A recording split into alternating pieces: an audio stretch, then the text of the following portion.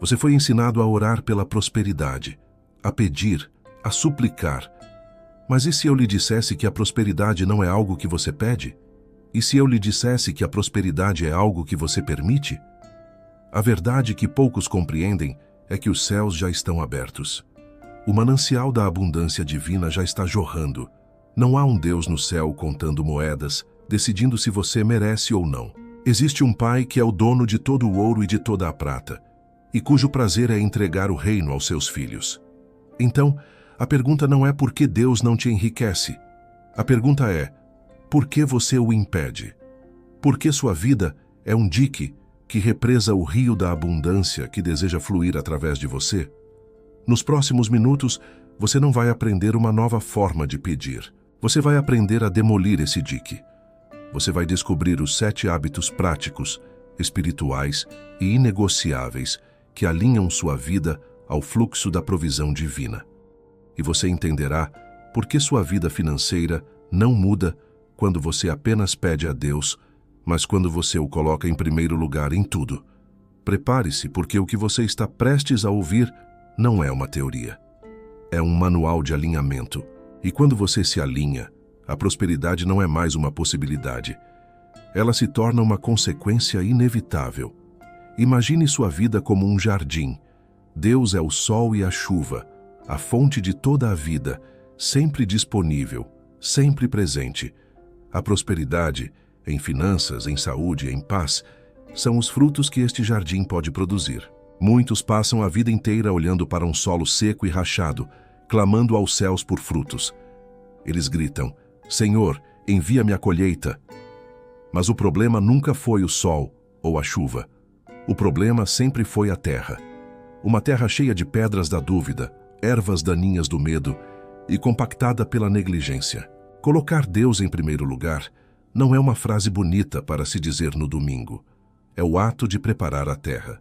É o momento em que você decide, de uma vez por todas, que a sua vida não será mais governada pelo seu ego, pelos seus medos ou pelas opiniões do mundo, mas pelos princípios eternos do reino. Significa que a primeira hora do seu dia não é do seu celular, é dele. Significa que a primeira parte dos seus ganhos não é para os seus desejos, é para honrá-lo. Significa que a sua primeira reação diante de um problema não é o desespero, é a confiança. Este é o ponto de partida. Sem isso, todos os outros hábitos são inúteis. São como sementes jogadas em solo infértil, mas quando você entrega a primazia a ele, a terra do seu coração se torna boa. E sobre uma terra boa, até a menor semente de ação se transforma em uma colheita que alimenta nações. Agora que a terra está preparada, vamos plantar as sementes. Estes são os hábitos, as ações que provam que a sua decisão foi real. E o primeiro hábito, o mais poderoso e o mais negligenciado, é o hábito da honra no pouco. A Bíblia é clara. Quem é fiel no pouco, sobre o muito será colocado. Muitos desprezam o que têm hoje, enquanto sonham com o que terão amanhã.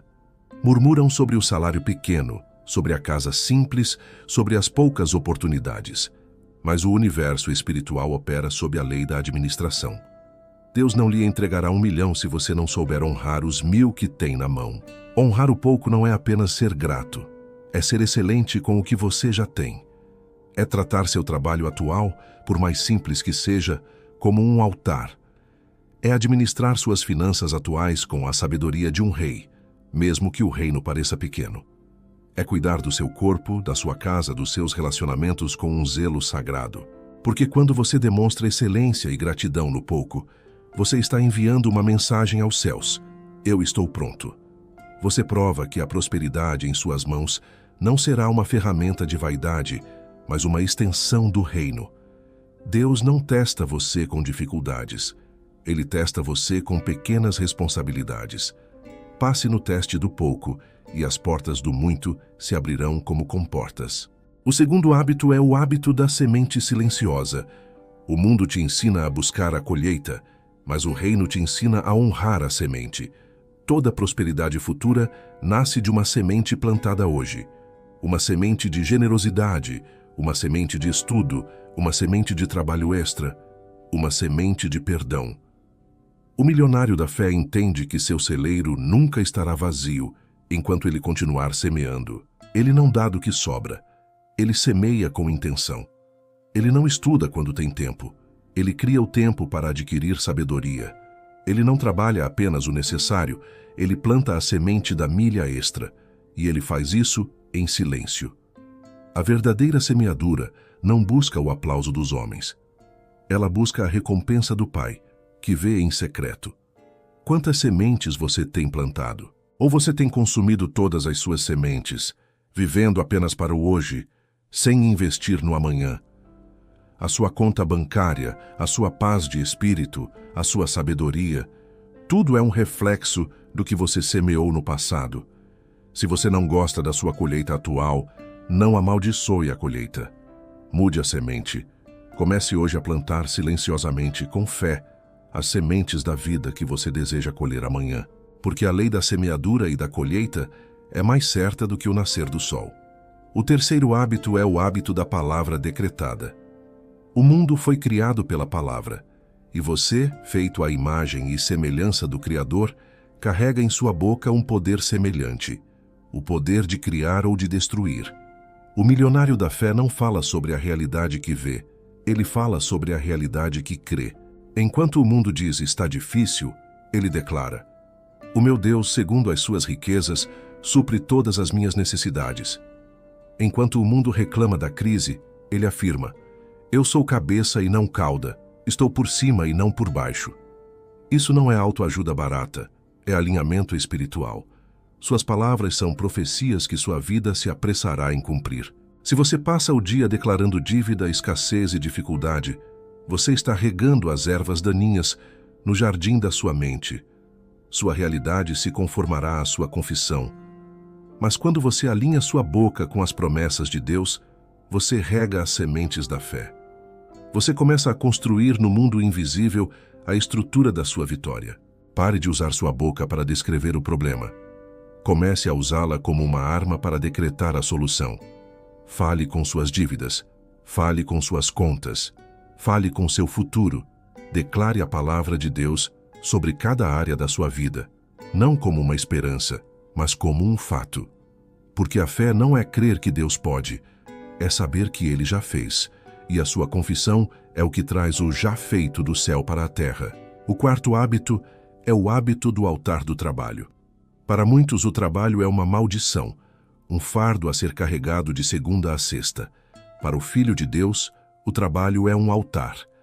É o lugar onde a sua fé se torna física.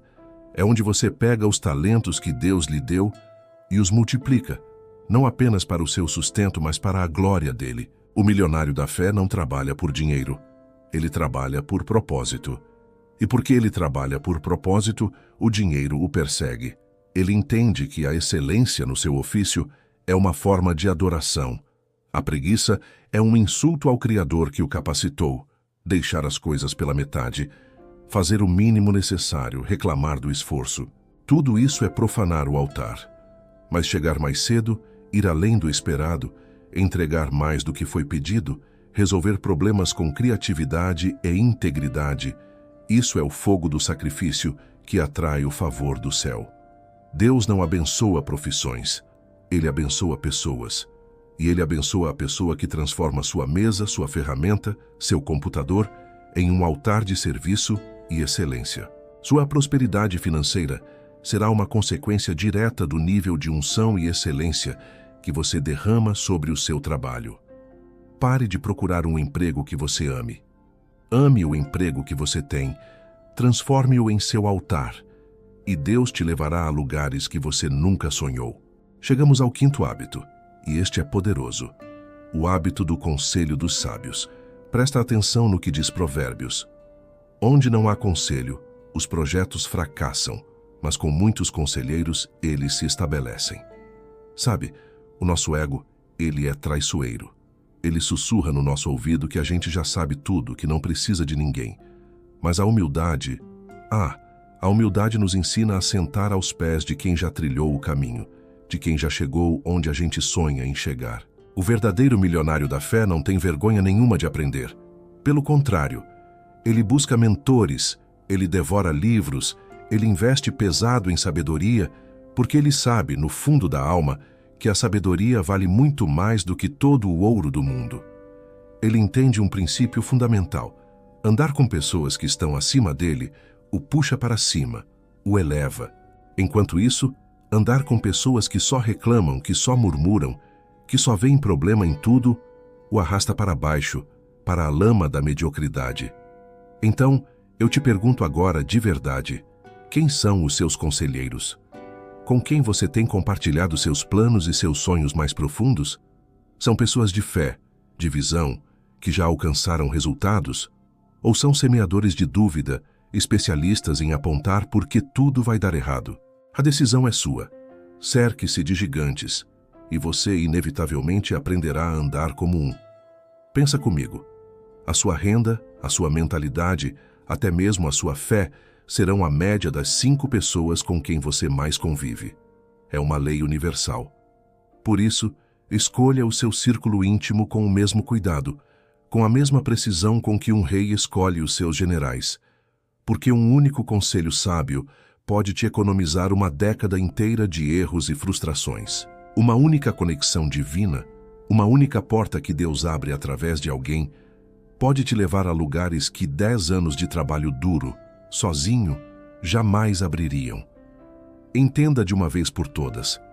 A prosperidade não é uma jornada solitária, é uma aliança. Uma aliança com a sabedoria, uma aliança com pessoas sábias. E isso nos leva diretamente ao 6º hábito, o hábito da ordem divina. Nosso Deus não é um Deus de confusão, de caos. Ele é um Deus de ordem, de paz, de organização. E onde reina a desordem, o espírito de prosperidade simplesmente não consegue habitar. A desordem na sua casa, a desordem nas suas finanças, a desordem na sua agenda.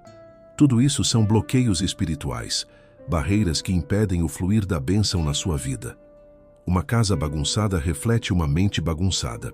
Uma vida financeira sem controle, onde você não tem a menor ideia de para onde o seu dinheiro está indo, é um sinal claro de má administração. Agora, seja honesto. Como você espera que Deus te confie mais, que te entregue coisas maiores, se você não consegue nem organizar o pouco que já tem em mãos? O milionário da fé é um mestre da ordem. Ele tem um orçamento e segue esse orçamento. Ele tem uma agenda e honra seus compromissos. Ele tem metas claras, escritas, visíveis. A vida dele não é uma série de acidentes e imprevistos. É uma construção intencional, um projeto desenhado com propósito. A ordem cria clareza e a clareza libera um poder gigantesco. Comece hoje, não amanhã, hoje. Arrume o seu quarto como se ele fosse um templo sagrado. Organize as suas finanças como se você estivesse prestando contas a um rei. Planeje o seu dia como um general que planeja uma batalha decisiva. Cada pequeno ato de organização é um ato de fé. É você dizendo ao universo, a Deus: eu estou pronto para mais, porque eu sei como cuidar do que já me foi dado. Lembre-se sempre disto: a ordem precede o milagre. A organização precede a multiplicação. E, finalmente, chegamos ao 7º e talvez mais paradoxal de todos os hábitos: o hábito do descanso da fé.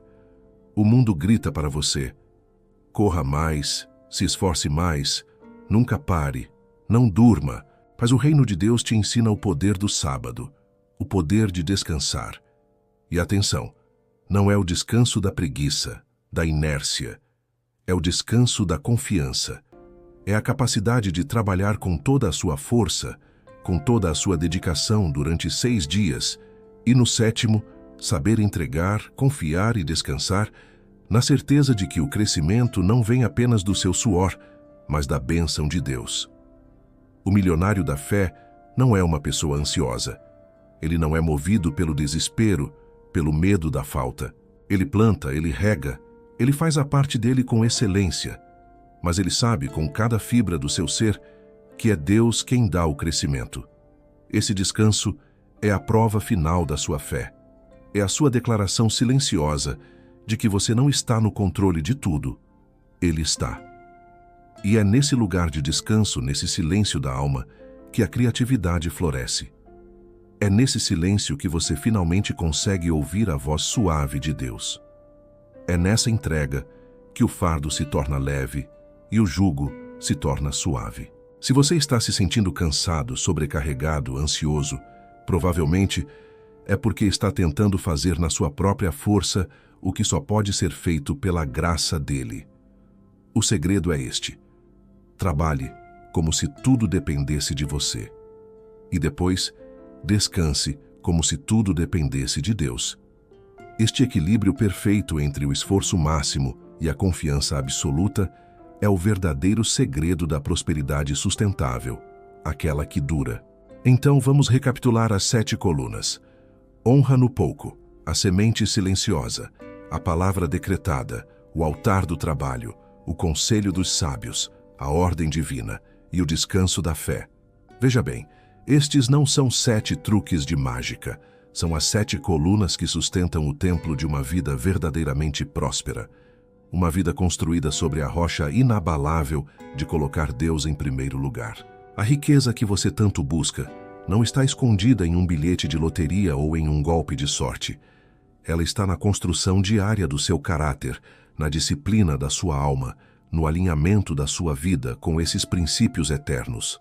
A prosperidade não é o que você tem no banco, é quem você se torna no processo. E pode ter certeza, Deus está muito mais interessado em forjar em você o caráter que sustenta a riqueza do que em simplesmente jogar o dinheiro nas suas mãos. Agora a decisão é sua. Você pode continuar vivendo nesse jardim de solo seco, clamando aos céus por uma chuva que, na verdade, já está caindo. Ou você pode pegar as ferramentas que lhe foram entregues hoje e começar o trabalho, preparar a terra, arrancar as ervas daninhas do medo e da dúvida e plantar as sementes da fé e da ação. O céu não vai te forçar a ser rico. Ele está esperando a sua permissão, a sua ação, o seu alinhamento. Declare agora mesmo aqui nos comentários a sua decisão. Escreva com fé: Senhor, eu preparo a terra, minha vida é tua. Que este seja o seu primeiro ato de colocar Deus em primeiro lugar de forma consciente. Se esta palavra abriu os seus olhos e tocou seu coração, curta este vídeo para que essa luz possa alcançar outras pessoas. Inscreva-se no canal para continuar recebendo as chaves que abrem as portas do reino. E compartilhe com alguém que precisa desesperadamente entender que a prosperidade não é sobre o que está no bolso, mas sobre quem reina no coração. Lembre-se, Deus não te promete uma vida sem esforço. Ele te promete que o seu esforço, quando alinhado a Ele, nunca, jamais será em vão.